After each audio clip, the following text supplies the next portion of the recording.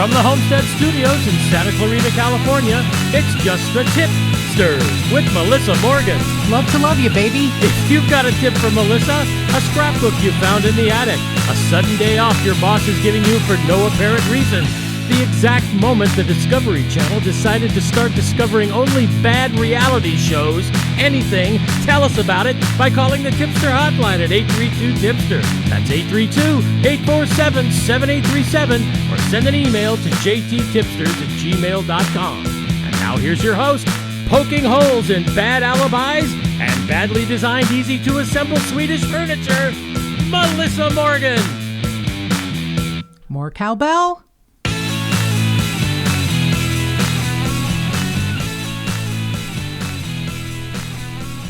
Yeah, I'm not going to pay extra for Discovery Plus. No, I think that's, yeah. Maybe we should charge extra for Just the Tipsters Plus. Just the Tipsters Plus, in which case we'll have outtakes from me making mistakes at the beginning of the show. Or just like videos of Siren sleeping. Something like that. Yes, taking naps. We can just take videos of us taking naps. Right. And sell it for extra. Sure. Only $4.99 a month. That's right. A little extra, Just the Tipsters Plus. Yeah. Where we have extra content. Right. Bonus napping content. And I do remember when the Discovery Channel actually had like educational stuff on it. Yeah, it was like a slap in the face when someone reminded me that TLC actually used to stand for the Learning Channel. Right. I have learned nothing except, what Honey Boo Boo shits out after she eats too much. That's what you learn. Is that what you learn? You learn there's corn and Honey Boo Boo shit. Oh, dear. That's what you learn. Oh, that's bad. That's basic cable. There right you go. That's yeah. very, very basic. Yeah, I know. Basic cable right there. Okay. So, all right. Thank you. You're welcome. I live to serve you. My king. I definitely feel served. Yeah, I bet you do. Mm-hmm. So we want to say thank you to our beautiful tipsters for all of the reviews, the ratings, subscribing, the emails. We're very grateful to you. We would love it if you could take some time to rate or review us if you haven't done so on Apple Podcasts. That is how other people find us, and we are really grateful for that. We have our email address, which is jttipsters@gmail.com. Please feel free to email us any case ideas that you want covered, something from your hometown or a case that's been bothering you for a long time that you're not seeing covered on other podcasts. We'd be happy to do that. And we have our Tipster hotline, which is 832-847-7837. You can call us there at any time. We love to hear from you because our tipsters are just seriously the most amazing people. We've gotten such great feedback and reviews lately. It's just been, they're just above and beyond. They're not just reviews. They're like, I guess it sounds sappy, but I can just say they're like love letters. They're just so... They are really moving. Well done. Yeah, moving is a great word. They're just well done and well written and beautiful, and we're very grateful for that. We have a promo for a podcast in the United Kingdom, and I will tell you one reason I was delighted to do a promo swap with Mike, the host of Murder Mile in the UK, is because I don't get it. I don't know how these things work, but you would think the English-speaking countries would be the ones that listen to Just the Tipsters most often, because I try very hard to speak English. It occasionally probably comes off as something different, but it is my first language. I know it's probably shocking at this point to think that I do actually speak English, but it's odd that the countries that are, the United States, India. I love you, India. I don't understand why you like me, but thank you for. I can't even. There are a lot of English-speaking people in India. Well, I know, but I just didn't think that my level of snark would translate. But India has been just overwhelming. Australia has been a very strong supporter for a couple of years now. UK, Canada. I don't get it, you guys. Canada, I think, especially hates me.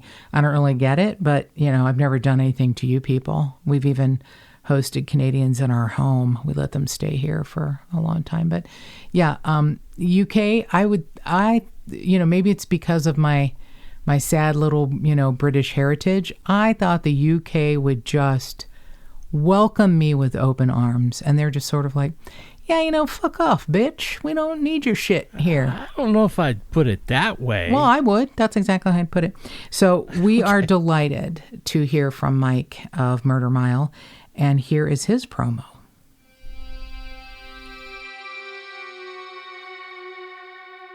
Hey friends, I'm Michael, host of the Murder Mile UK True Crime Podcast. I would be delighted if you joined me every Thursday for a walk through the untold, unsolved, and long-forgotten murders of London's West End, featuring hundreds of fascinating true crime tales you won't hear anywhere else. If you're looking for something different, the award-winning and highly acclaimed Murder Mile UK True Crime Podcast is researched using the original police files. It's presented as a dramatization. Each episode is crafted as a labor of love, and it focuses on the victims' lives in an honest, detailed, and sympathetic way. Season 5 has just begun, so why not treat yourself to more than 150 episodes? If that sounds like your cup of tea, search for the Murder Mile UK True Crime Podcast. Thank you. And you can hear Mike and the Murder Mile UK podcast on any place that you catch your pods. On Spotify, on Apple Podcasts. He's everywhere. And he has, as he said, his 5th season is starting. And he, has only really tackled about half of the cases he wants to look at. He's got 300 cases that he wants to cover, and he's got 150 of them down. So he's kind of a special creature. So does that make you like me more, UK? I don't really care. I have to get over that. I think they like you just fine. I don't. We've only gotten like one crappy review on like Spotify, and it was from a woman from the UK who got mad because she thought I was being mean to my favorite murder. I'm like, girl, they're a fucking megalith. Get the fuck off my back. I'm not mean to them. I don't know why anyone would care. But anyway, yeah. So please, UK, listen to it. I sound so sad and desperate. What I have to do is get over that. And the people that like us find us, and that is good. And the people that don't, you have so many other options. There are so many true crime podcasts that will give you what you want. If it's not us, if we're not the ones, we get it. I had made a shirt for myself with my cricket, and it says, I am not for everybody.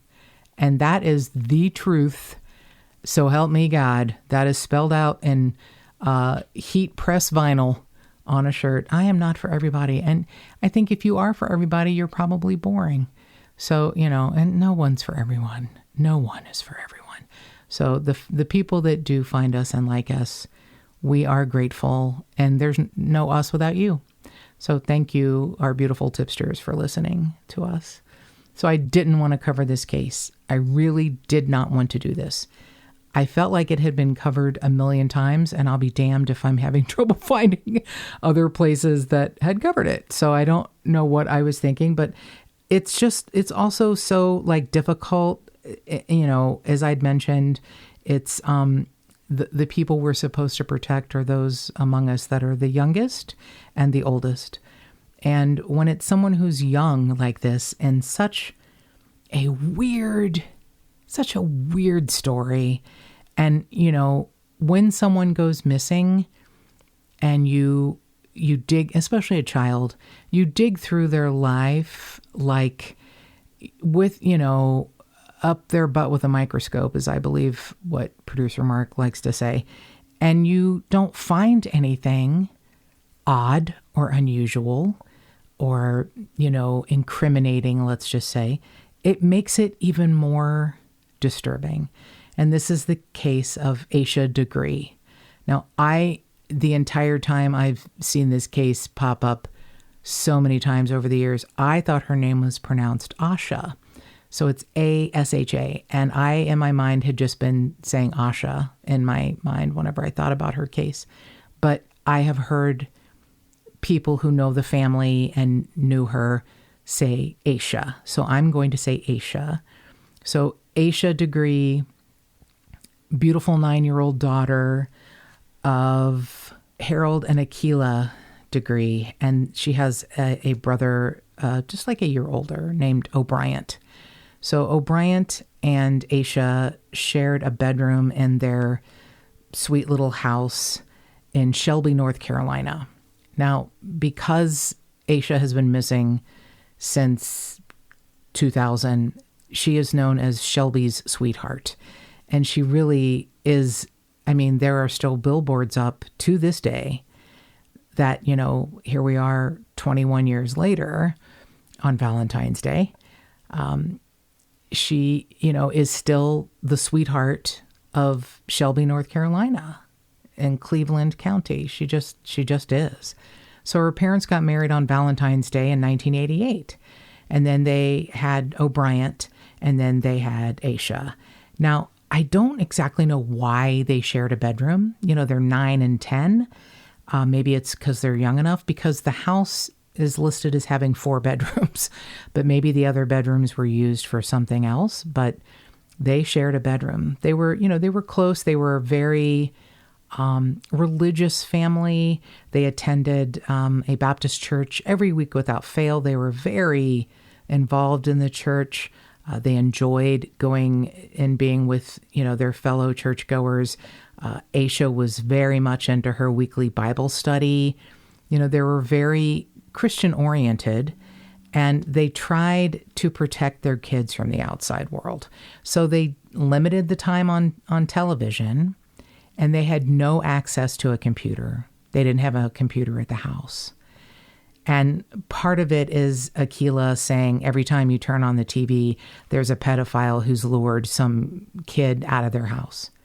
So that kind of explains some things, and why, including Aquila and the FBI and the local police, they believe that Asha walked out of the home of her own free will.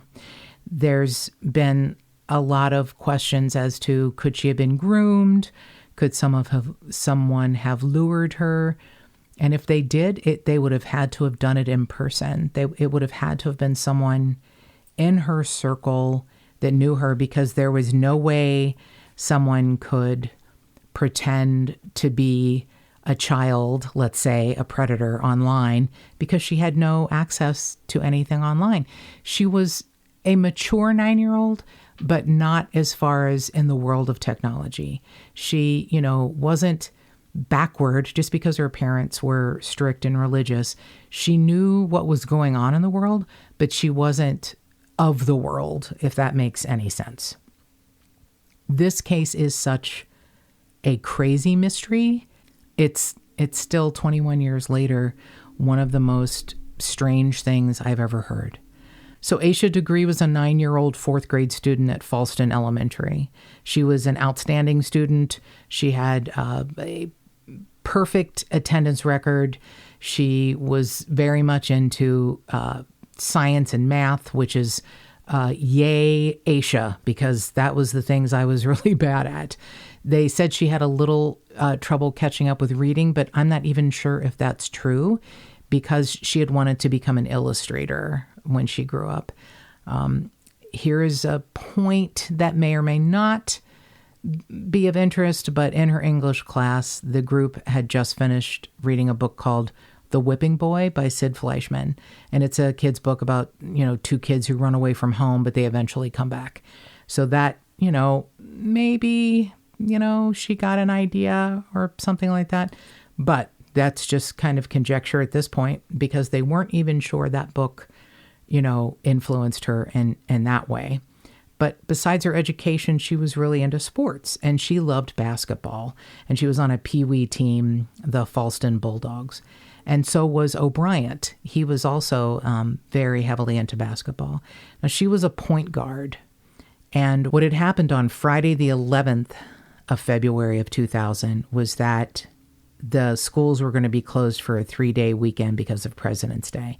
So they were home that day. So the next day on Saturday, Asha's school had their first basketball game of the season. Asha fouled out right at the end, and they lost the game. She was really upset, as you would be when you're 9, but apparently they had stayed and watched O'Brien's game, which was next, and she had, let it go somewhat by the end of her brother's game. She felt really bad that she let her teammates down, but, she was recuperating from that, and everything seemed, to be going normally on this long holiday weekend. They get up and go to church the next day. On Sunday, they go to Akila's mother's house and her sister's for lunch right after church. They had a great time. Now, part of what they're calling the victimology for Asha is that her parents worked separate shifts. They both worked full-time jobs. Akila worked, a regular, I guess, maybe 8 to 5 shift. And then Harold worked second shift. And they had to go home after lunch on Sunday because Harold had to go to work, even though it was a Sunday. So even though it's 8 o'clock on Sunday the 13th, they go to bed a little early, like at 8 p.m. I think they had a pretty early bedtime anyway, but, they went to bed early because they had stayed up the night before because of the basketball games. And even though they'd gotten up and gone to church, they were all still a little tired. So there's a big thunderstorm in February in North Carolina. And apparently that is not unheard of. And they're calling it like freezing rain. It's probably more temperate than that, but it was still cold and rainy. And the storm was so big that a car had run into a power pole and there was an outage in the entire neighborhood. So Harold comes home from work at 12:30 in the morning on Monday, the 14th, and he thinks, okay, the power is coming back on, and it does shortly after that. So he doesn't, if you work any job, you don't run home and go straight to bed, even if it's second shift. You take a little time to decompress. So Harold he checks on the kids when he gets home. They're fine. He's kind of taking a little time to unwind before heading to bed, and he checks the kids again at 2:30. And not that long after that, O'Brien wakes up because he hears, probably 2:30. He hears Asha, getting up and going to the bathroom. He then hears her bed squeak and he thinks, okay, she's back in bed, and he went back to sleep. Now, apparently, according to Akila and Harold, O'Brien slept completely covered, like with all of his blankets over him. So he was like, in a ball under his blanket. So he might hear things that distract him, but he didn't see anything unusual, even though they share a bedroom. So Akila wakes up at 5:45. She's just like, boom, she wakes up. And she, is right there in the house. And she knows the kids have to get up and get ready for school. So she goes in at 6:30 to wake them up. And she sees O'Brien sound asleep, in this ball of covers in his bed. And she sees that Asha's bed is empty. She had been in it, but she was no longer in it. So she looks around the house thinking, of course, she's going to find her. She starts to get a little more panicked. She goes outside. She checks their cars. Both cars are still there because Harold had come home after his second shift job, and she was getting ready to go to her job. She calls her mother, who does not live very far, to see if for some odd reason Asha had gone there. She calls Harold's mother, and nope, no one's seen her. So literally 10 minutes later, at 6:40, they call the police. And she said within minutes, there are search dogs, maybe because of the storm, they can't pick up Asha's scent. They are, combing. She is running up and down Oak Crest Drive where they live, screaming Asha's name.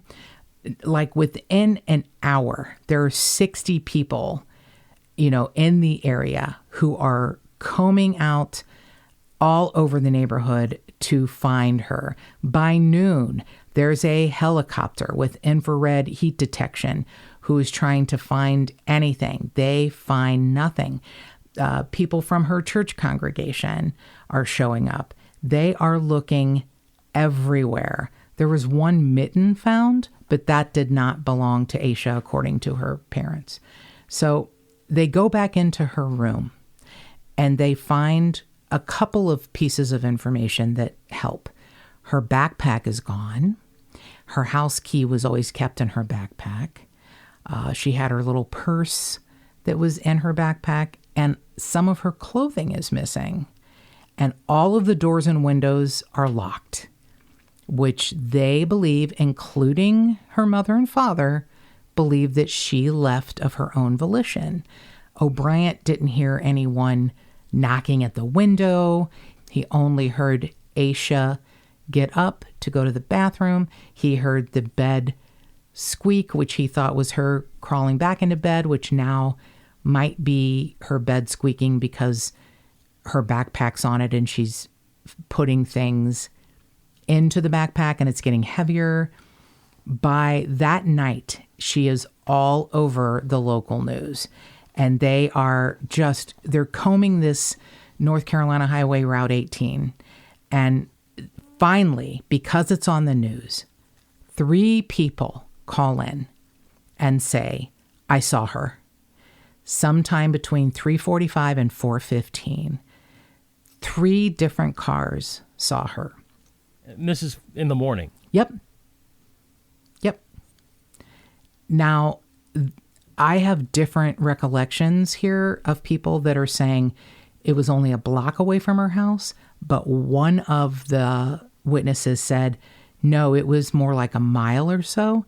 Now, they pass her. They see this little girl walking on, it's a 2-lane highway, but it's still a highway. It's not hugely traveled, but I did see about a 2.5-minute video of a woman who was driving the route from Asha's house to where the last place she was seen, which actually does have a connection, and we know it was her. So these people, 3 witnesses see her. One is a man who sees her. She's not wearing appropriate clothing in his mind. It's not, they're not winter weather clothing that she's got on. And he, makes a U-turn to come back and see if she needs any help. And when he attempts to, roll down the window to check on her, she darts into the nearby woods. And he's like, okay, well, she's scared, I guess. I won't chase her. But he reports it, and the police discover a shed in the woods. Now, the shed is owned by Turner Upholstery, and I don't know what it's there for, but they do find that Asha had probably taken shelter there during the storm because there's candy wrappers which matched candy she had received at school on Thursday before the holiday weekend where everyone exchanged Valentines. There's candy wrappers. There's also a pencil and a marker that could have belonged to her, but then there's definitely a Mickey Mouse hair bow that her mother said was Asha's. The family confirms these are items that belong to her. She had gotten this type of candy from school for Valentine's Day. The pen and the marker are similar to ones she had in her book bag, and the hair bow is definitely hers. That's it. We don't see her. We don't hear from her. We have nothing. Nothing. That is fascinating. It's horrifying, and when you hear the details of what has happened over the last 21 years, it's even more horrifying. So By the 23rd, they have called off the search for her because they have done everything they can. The Degree family is not giving up.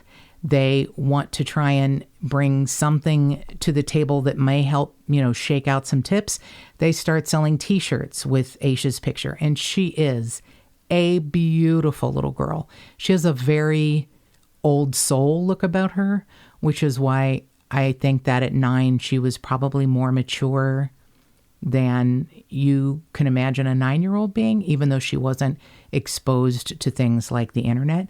She has these amazing eyebrows that are just like gorgeous, which is odd to say about a 9-year-old girl, but they're very mature and they're telling. Her eyebrows are very telling. Her face is expressive. Her eyes are very almond shaped and the corners turn up like they're smiling eyes. They just look very, very, she looks like an old soul. And there is a age progression picture of her, which was released in November of 2020, which we'll talk about. And whoever did it could be a Carl Koppelman, I'm not sure, but whoever did it did an amazing job of what she would look like now as a, 30-year-old woman. So the family sells T-shirts to try and raise money, and they get a $5,000 reward together. Now, a local business adds to that, so there's a $25,000 reward. There is also an anonymous donor now that has added 20 more thousand. So there's still a $45,000 reward in escrow for any information on Asha's case. It was a huge case at the beginning, and in a little while we'll explain in a Jet magazine interview that Mrs. Degree is so grateful for the police and how everyone showed up, but then she feels things fall out of the news, and her daughter's case is one of them, and she does everything she can to keep Asha's case viable. So they tried many different, honestly, they had a lot of help. Her basketball coach tried all different kinds of national television programs at the time to try and get them to cover the case. The Montel Williams show covered the case. They interviewed the parents. America's Most Wanted covered the case. Mrs. Degree was, I think, a little, put out that they were not interviewed, but happy that they covered the case. The Oprah Winfrey show covered the case, but it really hadn't gotten much more of a spotlight on it other than the local news stations. And they did cover it, every year. So the entire family underwent polygraph tests. They all passed. That happens typically when a family member goes missing. FBI agents from Quantico tried to come up with a profile of who would abduct a child, but, there's just no real evidence that she was abducted. Could she have been lured from her home? Absolutely. Absolutely, that could have happened. Who would have done it?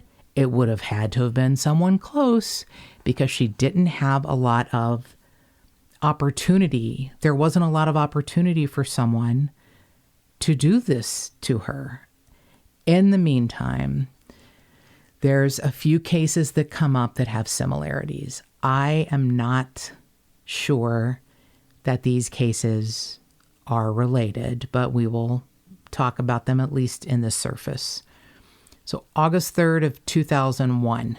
So it's over a year since she has been missing. There's a construction project that they're digging along the side of the road, and they find wrapped in 2 plastic garbage bags a backpack. Not only wrapped in these plastic bags, but buried. Not thrown off on the side of the road. They were buried. So they are digging, this construction crew is digging along the side of the road, and they find this backpack. Now, it's hers because her name and phone number are printed on it. It had a couple of things in it they couldn't relate to her. one of them is very odd. It's the skeletal remains of an animal. Now, those, remains were sent to the FBI crime lab in Quantico, but they didn't make any sort of details available. But so not only are there skeletal remains of an animal, there's men's khaki pants. So I don't know if there's anything usable or viable on them, if they're related to her. They were all kind of buried together, which is really kind of weird. Very weird. Extremely weird. In the meantime, there's a man named Donald Preston Ferguson who lived in Spartanburg, South Carolina, who was convicted of strangling and stabbing and sexually assaulting a 7-year-old girl from Greensboro, North Carolina. He knew the family. He knew the mother of Shalonda. That's her name, Shalonda Poole. He knew her mother. And that is an odd case in that a coworker of Shalonda's mother had confessed, but he was determined to have had an IQ of less than 70. And when they found, some DNA, that it proved it wasn't him, but it did prove that it was Donald Preston Ferguson. Now, it's not that close. It's, it's just that the MO was similar. I think that's why the FBI kept him on the radar as far as Asha's case. But I don't know that there's really anything connecting him to her case. So in February of 2015, 15 years after Asha's disappearance, the Cleveland County Sheriff's Office and the FBI start going through the case again. They find what they call a viable new lead that sort of came about in May of 2016. They make an announcement that there were sightings, numerous sightings, of Asha getting into a dark green 1970s Lincoln Continental Mark IV or a Ford Thunderbird, a dark green early 70s Ford Thunderbird.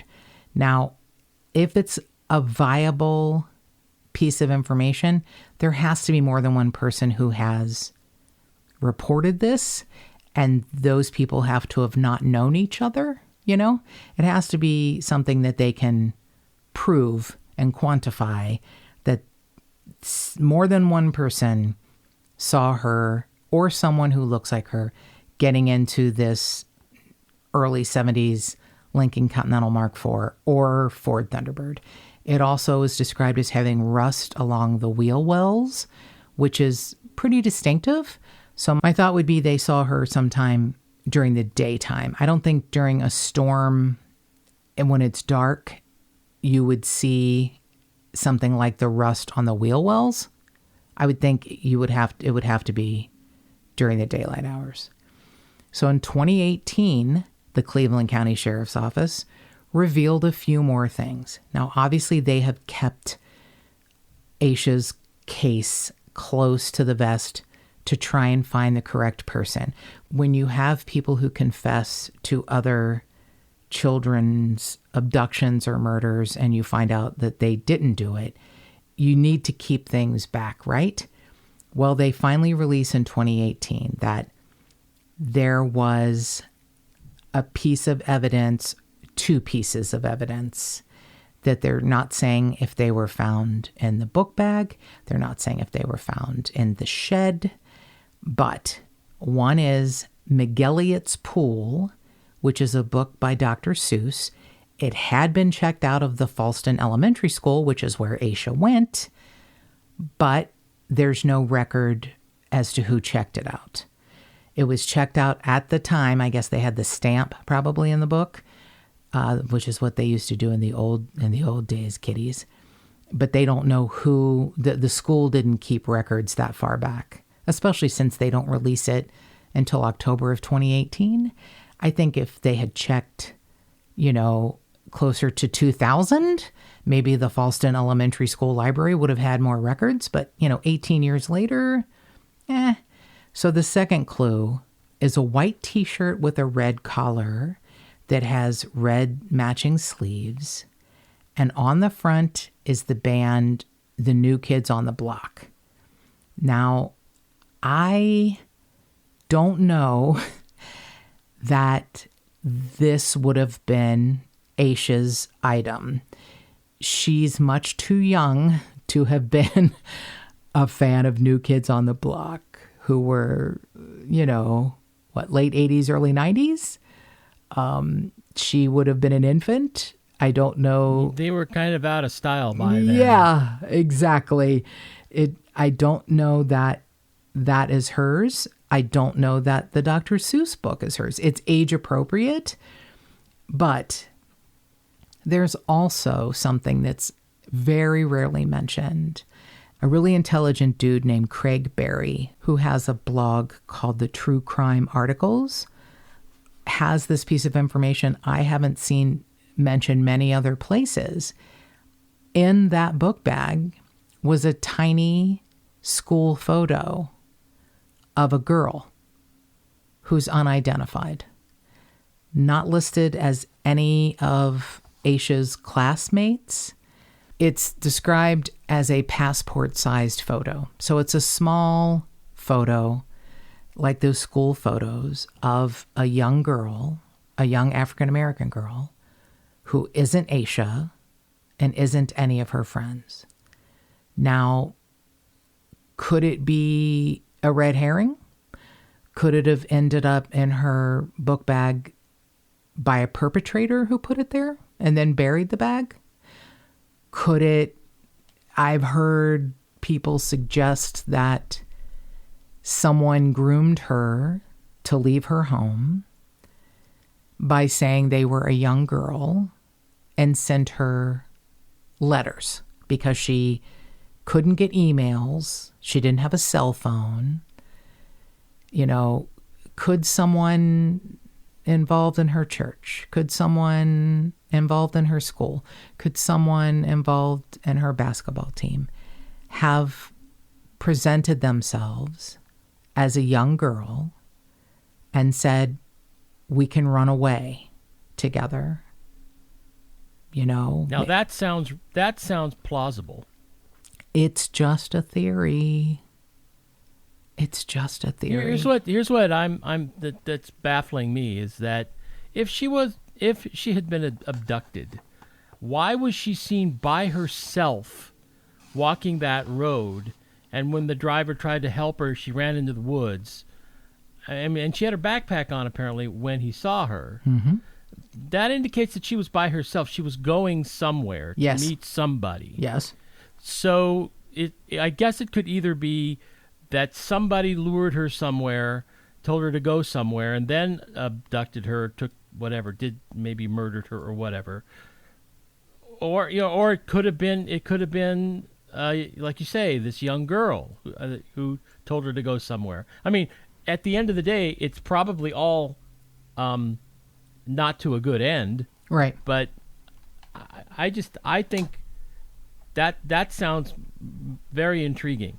Well, what are the odds that a young girl is maybe upset about her basketball game, maybe tired of, her parents being maybe a little overprotective, but they're two working parents and they want to raise their kids a certain way? What are the odds that she runs away from home during a storm and meets with a predator? Could it happen? Absolutely.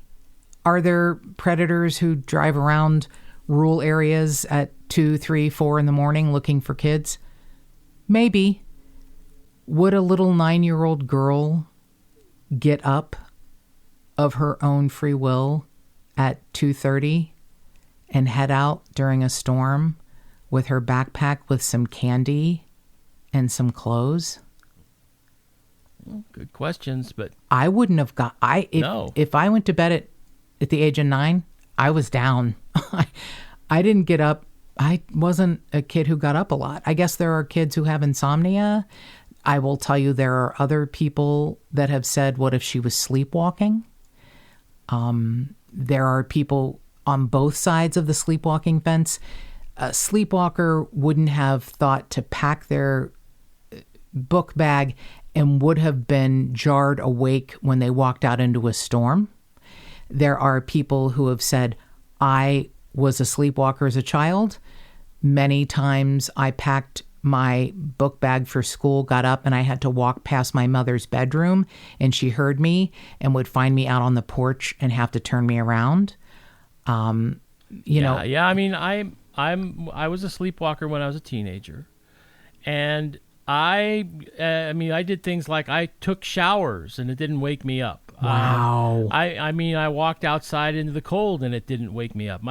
I had to get either caught doing it or right. And I don't know. That's interesting. I think it's possible for her if she were sleepwalking. I'm not sure that's the case. Right. But if she were sleepwalking, it's possible that she went out into the rain and, it would not have awakened her. Well, she wasn't, according to the witnesses who drove by and saw her, she was not wearing appropriate winter clothing or maybe an appropriate rain jacket. She was not wearing clothing you would wear. Now, does that lend itself to sleepwalking? Potentially. You just made a great point. You went outside and the weather didn't jar you awake. There are people who said it was pouring rain. So that is a great point you made, Producer Mark. I don't know a lot about sleepwalking. I can tell you the only close familial story I have about sleepwalking was my mother. My grandmother said that they, when my mother was little and they lived in Ohio on a farm before they moved back to Kentucky, my mother was a sleepwalker and she fell down the steps. It was a big 2-story farmhouse with a big circular staircase, and she fell down the steps and broke some ribs, and she didn't wake up. Yep. I would think that would be pretty painful. Yeah, you would think. Although, I mean, in addition to my sleepwalking, which, like I say, at one point I got up and got into the shower and was taking a shower at 2 a.m. or something. Wow. And my mom heard the shower on from downstairs, walked up and had to shake me to wake me up in the shower, right? So that I could wow, I could dry off and go back to bed. But I also had a brother, Tom, my brother Tom, yeah. who one Christmas we tried to wake him up. He was really a sleepwalker, a deep sleeper. But he would be very angry when he was if he was sleepwalking and you tried to talk to him. And we one Christmas Eve we went to a midnight mass and he was sleepwalking the entire time. And the whole time. And we went home. He was still asleep when we got home. And so I bet Jesus forgave him. I have a feeling, yes. But you're making a point. It was a midnight mass, and somebody, your parents had to wake you all up. And yeah, right. he was quote unquote awake, but sleepwalking. And just angry. Just he got dressed. And he was just like we didn't want. He was a different person. We didn't want to get around him because he was just really scary. Right. So there have not been any stories of her being a previous sleepwalker, which makes me wonder if that, if that is even viable. But it's definitely something you want to look at, right? In the middle of the night. Like I as a 9-year-old, I can't imagine getting up at 2:30.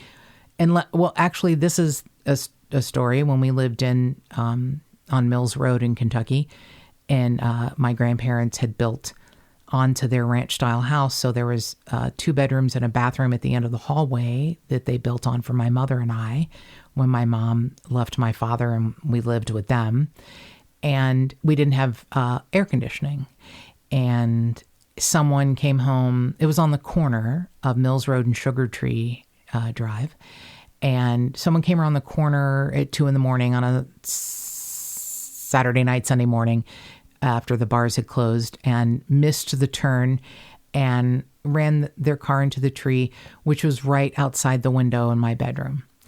And apparently there were fire trucks and ambulance and police, and the entire neighborhood were out, and Melissa slept through the whole thing. Sure. Yeah. So I was like 3. So I know that's not 9.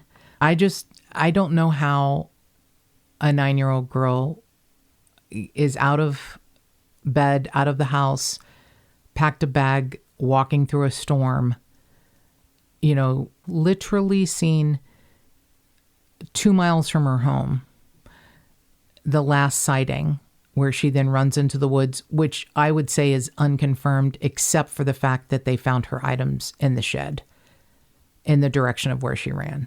That just seems to me like that's pretty definitive that that's where she was. Whether she met someone there, whether that's where she just went to take shelter until the storm ended, I don't know. But it just seems very odd to me. Maybe she was just a very determined young lady. Maybe she was running away. Maybe she was meeting a friend. Maybe it was someone she thought was a friend who wasn't a friend. I don't know. We don't know. That's the thing, is we don't know.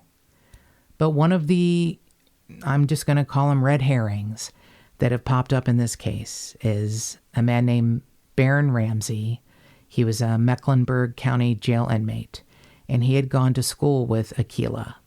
And he gave this detailed confession, and he claimed that he and another man were heading back to Shelby on Highway 18 in the early morning hours when Asha was walking, and that they accidentally ran over her. She was still alive, and he said the driver put her in the back of a pickup truck, and he said then the driver dropped him off at home, and he left with Asha in the back of his truck. And then Baron Ramsey said that he and the driver went to Moss Lake where they dumped her body. So he was in jail on charges that he robbed a bank. He said that he was looking for a deal in return for his confession. The investigators dragged the lake twice. They used infrared underwater cameras. They used dive teams. They found nothing. I mean, I don't understand why people do this except to get a lighter sentence. I don't know how you get a lighter sentence as a bank robber by saying you murdered a little girl, accident or not.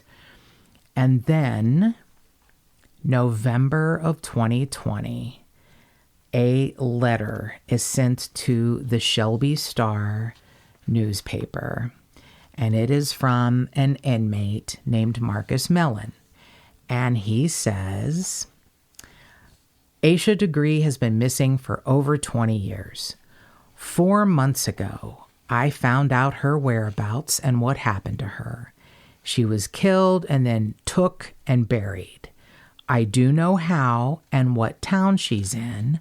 I hope you get this letter and do come and see me. It's on the up and up. Now, the Cleveland County Sheriff's Department released that letter and said, we're going to follow up on this tip. However, where Marcus Mellon is housed, the Alexander Correctional Institute, there's a COVID outbreak. Oh. So they can't go. Why they can't do a video conference call, I don't know. But maybe, I know it's changed a lot of things. I know the fucking pandemic has been terrible for law enforcement, terrible for trying to, solve cases, especially cold cases, because people don't live forever. And people that, are coming up with tips, maybe they have something, maybe they don't. But sometimes we're not going to know because we can't get to them because the fucking pandemic.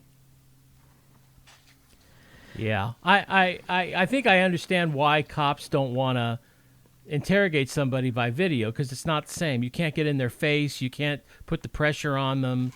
But I still, you would still think they would do a video conference to say, okay, where is she buried? Right. Where, Now that's interesting. I hadn't thought about that, Producer Mark. You're right. That's why they go visit these fuckfaces. You got to see them in person. You got to see if they have, like, to use a poker term, whether they have any tells. Yeah, right. Whether they look to the side or whether they cross their arms or, whatever the things are, their pupils dilate or, whatever. It's interesting that, this inmate says he just found out 4 months ago and sends the letter. It, doesn't have details, which he says, I guess he'll be willing, to release. I don't know if it means he, and honestly, he's got 14 years for, sexual assault of a child. So he's already a piece of shit. I know pieces of shit can sometimes give you pieces of information that turn out to be good. I have a hard time with the pieces of shit, believing anything they say. So what are some of the theories? She was sleepwalking. She was groomed. She was meeting a friend. She was running away. There's all sorts of pieces of information that, are just really theories at this point. Was she upset because of her basketball game? Was she wanting to get away from her strict parents? And I will tell you, in the Jet magazine interview in 2013, her mother is very clear and says the FBI, the Cleveland County Sheriff's Office, the Shelby police, and myself believed Asha walked away on her own. So even her mother thinks she walked away. Why did she walk away? We don't know. Yeah, I'd love to know why her mom thinks that. I think that's interesting too. I think because the windows and doors were locked, that she doesn't believe anyone entered the home and took her daughter. It wasn't like through the window. I think she thinks that the only way Asha could have gotten out was maybe the front door and used her key to lock it back, because she had the key in her book bag, which was found a year and a half later. Right.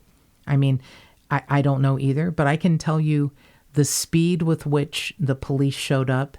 I know Mrs. Degree is grateful. What happens now, 21 years later, is the part that's really heartbreaking. There are billboards still all over Cleveland County, including one that's about a quarter mile from their house, that now shows 21 years later what she would look like as a 30-year-old woman. And it's beautiful. They're beautiful. And you can see how that might be what she would really look like. But is Asha alive? Is Asha somewhere else? Did she start another life? Was she the kind of kid who's like, I'm leaving these people behind? There's no reports that anything was that awful in her world that she needed to get away. Was it that one small, slim chance that this young girl left home of her own free will and just really found someone who was terrible? Could that be? We don't know. But there's a $45,000 reward still waiting in escrow. If you know anything about Asha Degree, about the Lincoln Continental or Ford Thunderbird, if you know anything, please call 704-672-6100, 704-672-6100, and more cowbell. If you'd like to support this podcast, go to patreon.com/Just the Tipsters.